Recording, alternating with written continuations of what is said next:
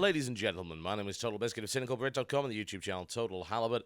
This is our final day roundup of the things that we saw on the Saturday, which was the day before we left. Gamescom does go on to the Sunday, but if I'm totally honest, I think we got everything we possibly could have. And I know some of you are disappointed about things like, say, not seeing Skyrim, but as it turns out, Skyrim was not actually playable, so it wouldn't have helped at all. We weren't able to film Deus Ex Human Revolution simply because of the way the booth was set up. It was actually at the top of very large stairs, and there was no space to have a camera at all. It's this really weird setup. It's almost like you were playing on a giant podium, so we didn't get to film that or anything. So, and things like Diablo 3, of course, you can't film that. So we did pretty much everything we could have. I think there's maybe a couple of smaller games that we missed out on, but as I said, I had to go back on the Sunday anyway, so we're just following this before I leave for my train all the way back to England, which is going to be a long but extremely relaxing ride. Oh my god, the trains over here are amazing, especially in business class. Anyway, let's talk about what we saw on the final day. First thing we went to do was actually go and play Heart of the Swarm. We were able to do that. We couldn't film it. I did film me playing it. We couldn't film the screen. I believe the words they used were, if our PR guys saw that, they would actually murder us in cold blood, or something along those lines. But yeah, the guys at the booth were fantastic. I actually went drinking with a few of them. I believe some of them had some of my sangria. We went to the Team Liquid meetup the night before that, which was kind of awesome. So we did a lot of drinking, and of course we ate some great Mexican food. It was very enjoyable. Made some awesome people. Those of you who know Whiter, I served him sangria in a pint glass, which he happily drank. That guy can just drink anything. It's amazing. But yeah, good solid Mexican sangria, margaritas, beer, all sorts of good stuff. Anyway, some of the Blizzard guys were there, and they were awesome.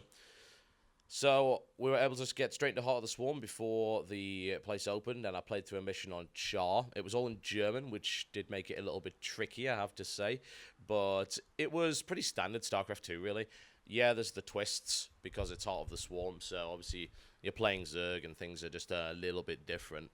For instance, the fact that it's focused on a hero unit that you bring into every mission and level up, i.e. Kerrigan. You've also got the Evolution Chamber, which will allow you to evolve your units in different ways. As far as I can tell, at least from that initial mission, bear in mind we're only able to upgrade a single unit. There didn't seem to be any sort of choices. You could have all of the upgrades. So I picked up the upgrade for the Zerglings that made them have a chance of spawning broodlings when they die, which is really awesome, and the one that allows them to instantly spawn from eggs. So that was pretty cool. You have to excuse me because my voice is a little meh at the moment after a long set of days doing all of this. So there was nothing really wrong with it at all. I mean, it was just your standard campaign from what you would expect of the high quality from Blizzard. So showing you footage really wouldn't have helped, honestly. You might have seen a couple of new models for things that were in the campaign, but there were no really new playable units, and it was a very early mission as well. So we actually only had Zerglings and Banelings. So that really was about it. Now I've got my cameraman saying that I cannot, in fact, put my feet up, which, so why not? Why can't I put my feet up? It's all good, man. Anyway, that was Heart of the Swarm for you, so we didn't get footage of it. Shame. But I'll put up my impressions, my direct impressions, which is just my live commentary a bit later. Okay, what else did we do? Well, I went to go and see Red 5 Studios for Firefall. It was one of the most requested games that we'd had. A lot of people were asking for this one, and Firefall's been highly anticipated. Red 5 is kind of like a supergroup studio. They've got previous developers from Tribes and also previous Blizzard guys there as well, so they know what they're doing. And they're actually developing this game called Firefall, which is kind of like I think that probably the closest way would be sort of a Tribesy style MMO. It's a third-person shooter, but it's also an MMO. Now, you might think, well, that sounds a lot like Global Agenda, and it does. And actually, the setup is quite similar to Global Agenda. But I've got to say, as much as I love Hi-Rez and how really good Tribes Ascend is and how awesome Smite was when we played it, Global Agenda, to me, they just didn't do it for me. And I think mostly it was because the aiming was a bit whack, the physics weren't quite where I wanted them to be, the PvE was a bit disappointing in many areas, and also the weapons themselves, they felt weak. Like, you felt like they had no impact to them whatsoever. They were just pew, pew, pew, pew, pew, and no, I'm not really big into it. I do actually have a character on Global Agenda. I do dabble in every now and again, but I always come back and find myself a bit disappointed with it. However, Firefall seems to have really nailed that down quite nicely. Good amount of character customization, good amount of different classes available and things like that. You're not locked into a class like you are in Global Agenda. You can actually switch out your class in the middle of a match. We played some PvP. There is PvE in the game as well. There's actually a large open world that you can roam around and things like that. Unique drops and all sorts of good stuff. And I really enjoyed it. Honestly, it was awesome. You can see our gameplay footage. By the time this goes up, I think both parts of our gameplay footage should be on the channel, I would think. So you should be able to watch all of that. It's a good 30 minutes co-commentary with the lead class designer. So that was really awesome. I enjoyed that an awful lot. And the Firefall guys, like a whole lot of developers at Gamescom, were incredibly cooperative and really friendly. So thanks to them for that one. Okay, after Firefall, we actually went and poked around just a little bit at a game that I absolutely love. Joe Danger. Do you know Joe Danger's getting a sequel? It's getting a sequel. It's called Joe Danger the Movie. It's Joe Danger amped up to 11. It's so good. This build is not complete yet, but it felt like it. So you know how... maybe you don't know what Joe Danger is. Joe Danger is a game that was on the PSN, kind of as an exclusive. And it's a game basically about stunt riding a bike. It's kind of like a modern Excite bike that focuses on stunt play and things like that, with this washed-up stunt motorbiker who's trying to rebuild his career. Now, after the first game, he successfully rebuilds his career and starts to land movie jobs. And this requires him to be a stunt driver in all sorts of different kinds of movies. You know what that means? Different kinds of vehicles as well. And some things that I barely even classify as a vehicle, they use anyway, like skis or a mine cart. Yes, there's a level called Minecraft. I kid you not, where you do actually play it. Played a bunch of different levels on that one. It's so good. And there's actually objective-based gameplay as well and things like that. You're told to like avoid the bombs and disarm the nuclear missiles in this sort of spy mission. You can actually switch vehicles in mid-mission as well, instantly. Switch out between, say, skis and a big sled. And yes, they do handle differently, one's heavier than the other. There's even a jetpack, which I'm told, at least by the developers, that it was like, that's the ultimate vehicle for doing stunts and really racking up the points, but it's really hard to control. So he said, and then I got first place on that mission. And it's like, you probably shouldn't do that without the tutorial. First on scoreboard for Gamescom. I played so much of Joe Danger on the PSN, so when I finally got my hands on it and just started doing the same things and remembering how to play Joe Danger, yeah. So good. And what I did tell him is, you release this on Steam and we will sell it for you. We will. We will be your marketing department. You don't have to spend a thing because I love Joe Danger so much.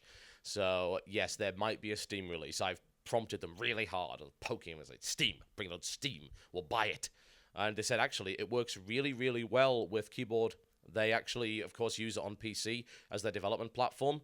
So it works really well with the keyboard. You can just play it without a gamepad, or of course you can plug gamepad in. We were actually playing it on 360 controllers, but they didn't reveal what platforms they were going to have it on, because of course they're a very small studio, that's Hello Games, so it really depends what kind of development time they can put on it. But here's hoping for Joe Danger, the movie, on PC. If that is, then yes, trust me, you want to pay attention to Joe Danger. Okay, after that, we actually went and saw something by the name of Red Orchestra 2. Oh, yes, we did. It was our sort of one of our final appointments. In fact, they were some of the only guys still working in the business section. Saturday, everyone for the business section ran off, because apparently businessmen don't work on a Saturday, unless, of course, you happen to be 1C and Tripwire Interactive, who were still there. So dedicated. And there was a guy before us who was it was just one guy with a little handy cam and a little microphone. I think he's like a teenager. He looked like he wasn't even like 18 or whatever, and they were still just giving him the proper press treatment. So what amazing guys they are. And we did 40 minutes of Red Orchestra for you because you wanted Red Orchestra 2. We gave you Red Orchestra 2, and it's some of the funniest footage we've got yet, because the guy we're co-commentating with, he voice acts in Killing Floor. You're not going to be able to get this out of your head when you watch this. He voice acts in Killing Floor, and he sounds just like it. And he's co-commentating the game and swearing at every one of the beta servers. It's so good. And then we actually filmed a bonus video where we turned the tables. We got the two developers to commentate on me playing the game, which is even funnier. And we had all sorts of mishaps. We were constantly interrupted by this German lady over the intercom going, Achtung! It's like, the Germans are coming, and stuff like that. It was funny as hell. And then a forklift actually rolled through. It sounded like a tank. Oh, God. We could not stop laughing the entire time. And the 1C guys, who are, of course, the publishers, they were just in fits of laughter the entire way through. Oh, it was good. It was really, really good. I'm sorry, my voice is suffering quite a lot after these 4 days. But yeah, Red Orchestra 2, looking awesome. Oh yes, and you will see a lot of really good footage. And we got game audio as well for you, so you're going to get all the atmospheric sound effects, which of course Red Orchestra was well known for. Last but by no means least, oh yes, you wanted some major tour stuff to end off, and you were asking for higher level. We bring you that in a big way. We filmed 25 to 30 minute presentation on the stage of a full PvP match, commentated by Gabe. Oh yes, you know Gabe. Gabe is like the master of everything. He really is. It's like, what's your role? Well, I'm the lead designer on this. Oh, okay, fair enough. It's like, so you basically design anything related to the end game. He pretty much does. He's the guy in charge of the end game. You've seen the short interview that we did with him where he just explains the end game in about 5 or 6 minutes, so you know what the end game of Tour is now. So we did that, and that was pretty cool. But I think what was cooler still, even more exciting than that, we actually got hands-on with the Alderaan Warzone. Oh yes, some PvP action. That's basically your battleground. And in that case, it was a Alderaan map whereby you had to take control of 3 turrets, and you had 2 ships in the air, and those ships took more and more damage as the turbo laser turrets on the ground fired at them. And it's your basic ticket system. It's ticket drain. So whoever goes down to 0, that actual ship falls from the sky. It gets shot to pieces. So you actually enter the battle on speeder bikes, which is really awesome. You start on the ship, you take a speeder bike, and you go straight in. And of course, you unlock different speeder bike routes as you gain control of more of the map. So you can actually go to different places quickly. To be honest, that was really, really cool. Now, I was so impressed by the way that these feel, simply on the basis that it is Star Wars, and Star Wars actually does add to this in a very major way, because these kind of battles, it's like blaster bolts firing everywhere, guys doing big lightsaber duels in the middle. It's very visual, and I think that adds so much to it. And yes, there's a great tactical element, a great idea for team play. It's still a very traditional MMO in many areas, including that type of PvP. Admittedly, they're announcing things like open world PvP, things like that a bit later on. They haven't gone into specifics, but they have mentioned it in interviews and of course gameplay commentary that we did. So that's something to bear in mind. But this is traditional PvP, but it's done really well, and because it's Star Wars, it feels better. Of course, the sound effects are all authentic, the music's all authentic, and of course, the blaster bolts flying everywhere, being deflected. Yes, you can deflect blaster bolts. There are various abilities that allow you to do that. We actually saw the Jedi Guardian being played, and we got to get hands-on with the Trooper. So we did 2 matches, 2 full matches. One where our cameraman and PR guy Frank was playing. I actually sat back and shoutcasted it, which hopefully you guys should find pretty entertaining, because I was really getting into it. It was so fun. And the other, I actually got to play. Now, that one's really good if you want to learn about a lot of the higher level abilities of the Trooper, because before that, I get a chance, while I'm sitting around in Coruscant, before we go back into the queue, to look at all of the abilities and describe them. So I could tell you about, say, the ammo mechanic, special shots, different ammo types, things like that. So you're going to get a lot of detail about how the Trooper is going to work at a higher level in PvP. And then I go through and I do a self-commentary while I'm playing. And I think we both did really well, actually. I think our experience with MMOs helped a lot. We both, I believe, placed second in the entire thing. We both won our matches and stuff like that. So it was good fun. It really, really was. I enjoyed it a lot. I think I enjoyed it more than any other traditional PvP I've done in a while. So I think if we want to conclude on the whole Tor versus Guild Wars 2 thing, which keeps coming up over and over again, it's like, what do you want? Do you want a traditional MMO experience that happens to have a Star Wars theme and set into a non-story?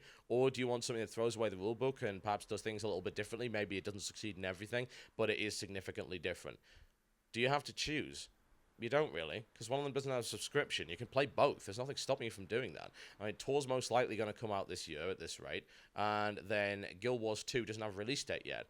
So, as far as I'm concerned, I think you play both. Play Tor, play Guild Wars 2. If you're not after a traditional MMO, then of course don't play Tor. If you don't want a Guild Wars-y style one, where of course the rules have changed and you want something more traditional, then don't play Guild Wars 2, play Tor. And of course, if you want to try both, then for God's sake, just do it, man. I don't see the point in being fanboyish about it. It's like, my game is better than your game. Oh, please. It's the most pathetic thing I've ever freaking heard. Play whatever you want to play. Enjoy whatever you want to enjoy. And for God's sake, the less time you spend whining on the internet, the more time you can spend playing games. Oh, it's a very, very simple thing to get in mind. There's actually one thing I would like to show you, but I don't think I've got it here. Actually, no, the mousepad. Frank, get the mousepad. So we didn't take a lot of swag because we were here to work. And actually, that's something I kind of objected to. We saw guys with press badges that seemed to be, they're carrying like no recording equipment, not even a notebook. They were just taking swag from everywhere. And that kind of upset me. But we got given a few pieces of special swag by the developers after we did our dual commentaries because they were like, oh, you know, you've got to take this. You know, not many people have these. I'm going to show you this. There's a couple more things I'll probably show you when I get back home. I'll show you this. This is a World of Tanks full aluminium mousepad. They are individually quality controlled. Fiber grip on the back. Full aluminium. These things cost so much money. You have no idea. Even in bulk, these things cost so much. So this is absolutely fantastic. So I want to thank the CEO of Wargaming.net for that.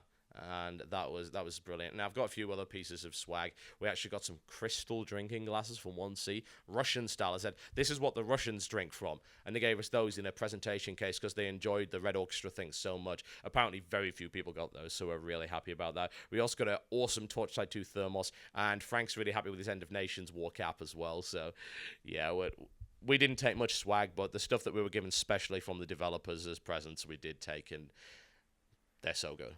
And that pretty much is the roundup for Gamescom, folks. There will be one final Gamescom video, which is going to have all of our videos in it. Once all of our videos are up, we're going to do a big menu video. It's going to have all 4 days on it. You're going to be able to click through the days, through annotations, and you're going to see all the videos in a grid. And yes, I'm still wielding this mouse pad because it's great.